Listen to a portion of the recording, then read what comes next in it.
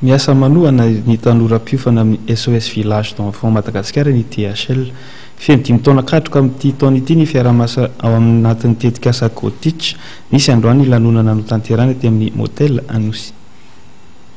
Fanoroana lalana, fanomezana fiofanana ary fitantanana tanora ao amin'ny SOS Village d'Enfants hiditra amin'ny sehatry ny asany no asa tanterahany orinasa DHL ao anatin'ny tetikasa Gotich. Anjaton'ny tanora efa nahazo tombontsoa tao anatin'ny fiara-miasan'ny DHL sy ny SOS Village d'Enfants ity.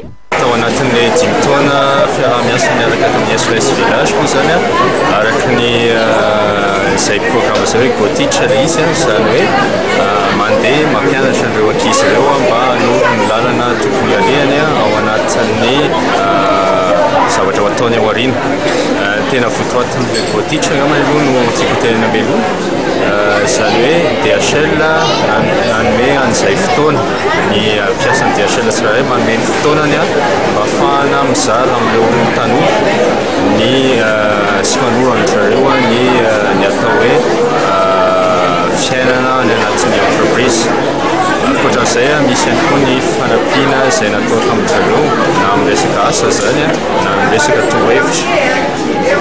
Raha ao anatin'izay 5 taona izay dia maro ny zavatra nisy tao anatin'izany ohatra tamin'ny taona voalohany rahanay niasa dia nisy tanora eo amin'ny 20 nahazo izay fanampiana izay tamin'ny DHL izany hoe nahazo ny torohevitra sy ny torolalana ary ny fahafahana mahita an'izany hoe sehatry ny asa zany.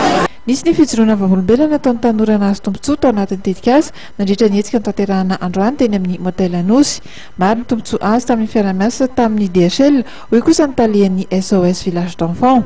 Il y a 5 ans, nous étions partis à la recherche d'entreprises qui pouvaient nous aider à mettre en place des kits d'installation professionnelle, d'installation sociale. Et nous sommes venus taper à la porte de DHL. Nous avons rencontré le DG, M. Ibeman, et qui nous a proposé plutôt que de mettre en place avec nous des kits, il a dit nous allons faire de l'humain, nous allons faire du social. On va monter un projet ensemble.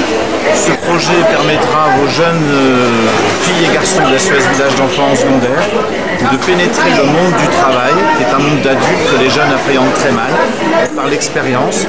Mahatratra telo alina ny ankizy raisiny ity fikamanana SOS Village d'Enfants ity an-tanana manerana Anosy. Marina fa ankoatra ny fikarakarana ny kambody dia miasa amin'ny sehatry ny fahasalamana sy ny fampianarana koa izany ivotoerana izany.